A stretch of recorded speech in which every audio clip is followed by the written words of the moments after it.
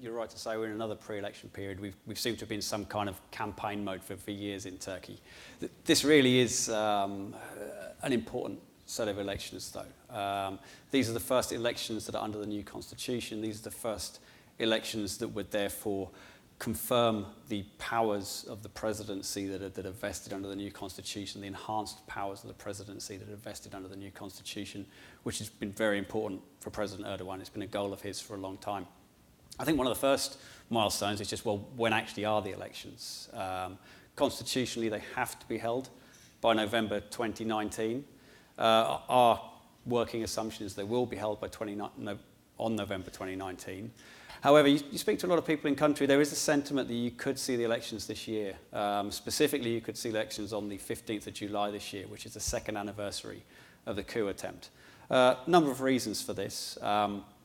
One is just that it's obviously a very symbolic date that the government, it will generate a lot of patriotic pride ahead of that date. Two, it's already a national holiday. Three, it's a Sunday, and elections have to be on a Sunday. And four, if you want a conspiracy theory, then it's at a time when a lot of the urban voters who were not natural supporters of the AKP are actually going to be out of the country. When we think about it from the economic side as well, it's also that the government's stimulus policies through 2017 have been pretty effective at increasing employment and have been pretty effective at stimulating growth. And there's just a question as to whether they can continue this momentum through another 18 months. That's something we're also not so sure about. That there also is a sense that obviously when you see a turn in global financial conditions, which we think for 2019, again, it might be difficult for the Turkish government to maintain this momentum. However, we stick to our 2019 view, but based on a couple of things. One, we still think there's further to go. Our assumption is that you will see a bit less stimulus in 2018, and indeed you're seeing fiscal stimulus being cut back, but you will see more targeted stimulus, particularly around employment creation. Secondly, we just think that there's still a risk of voter fatigue in Turkey. There have been so many polls that people have been through recently. And also, we think that the President will use as much time as he can to get conditions right for him to be able to win these polls. So what therefore, when we think about what else is going to be to pay attention to ahead of the elections, there's a few other things on the politics. I think domestically is first, well, can anyone else win these elections? And it looks difficult in this environment. We are seeing there's a new party, the IYI party, or the Good Party as they're called in English, getting some traction for their candidate to stand against Erdogan. So that's one of the things we're going to be monitoring. Also, I think when we think about what's happened in Turkey recently, the issue and one of the key factors behind our downgrade of Turkey in January of last year was this erosion of checks and balances. And when you look at the opposition parties in Turkey, you've got the MHP, which has been largely consumed within the AKP. You've got the Kurdish party, which is being sidelined. And then you have the CHP. And if you start to see pressure on the CHP, if you start to see the arrest of CHP members, CHP candidates, that's something we're going to be wary of. So that's something we'll pay a lot of attention to. The other domestic issue is the Kurds. We still think that to get over the line, to guarantee the 50% required to win election, the Kurdish vote is going to be pretty important. So again, what that means for the conflict in the southeast.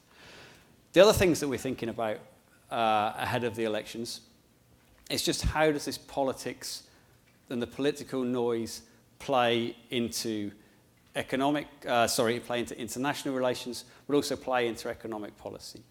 So in international relations, we are wary about what we're seeing with some of the key trading and investment partners for Turkey.